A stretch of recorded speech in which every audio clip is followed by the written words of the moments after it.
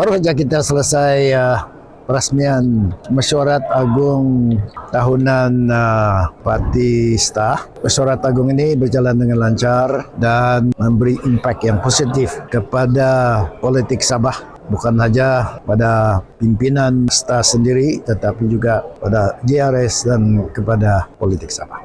Seperti mana yang saya selalu cakap, di Parlimen pun saya bercakap dan I have been consistent. Jangan datang untuk merebut kursi di Sabah sebab kita sudah membahagikan kursi parlimen kita, di mana di Malaya sudah ada 65%. Bagian besar daripada kursi parlimen adalah di Semenanjung. Di Sabah dan Sarawak hanya 35%. Tapi 35% ini pada masa ini sudah jadi 25%. Karena kursi-kursi di Semenanjung telah bertambah.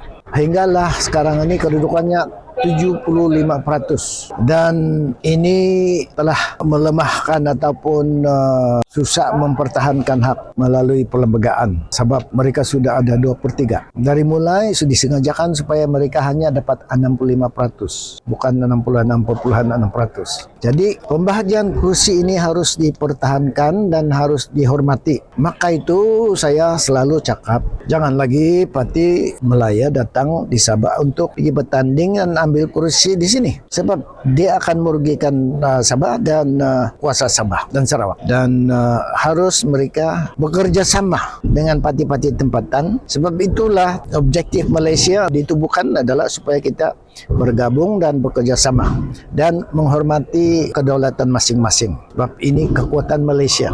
Kalau kedaulatan ini dan kedudukan formula ini tidak dihormati, sudah tentunya kuasa politik Sabah juga bukan di tangan parti-parti politik Sabah. Dan it can be akin to new colonialism. Inilah sebab saya sebutkan itu supaya kita masing-masing menghormati, dan ini akan memberikan kita insentif untuk bekerja sama, bukan bertelingkar berebut kursi di antara Semenanjung dan Sabah dan Sarawak. Dan sebab itu Sarawak sudah mulakan jangan pergi tanding di Sarawak. Jadi kalau kita imbas kembali sejarah parti daripada Malaya datang Sabah ini ada kena-mengena dengan paksaan kerajaan pusat melalui Parti Malaya dulu untuk menguasai politik Sabah dengan dua cara. Satu, campur tangan di dalam perlembagaan Sabah, di mana tiba-tiba untuk menarik sokongan kepada UMNO pada waktu itu digilir-gilirkan Ketua Menteri Sabah 2 tahun.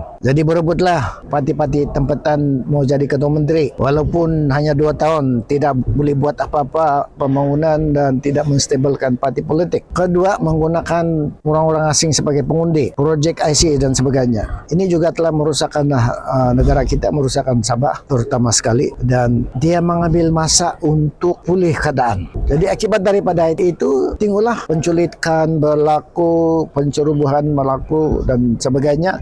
Tuntutan Filipina menjadi lebih kuat. Sekarang barulah kita mulai sadar, barulah kita mau cuba menyelesaikannya. Tapi jangan tambah masalah dengan tidak menghormati kedudukan Sabah dan Sarawak dalam Malaysia dan politik Sabah dan Sarawak, kedaulatan kita masing-masing.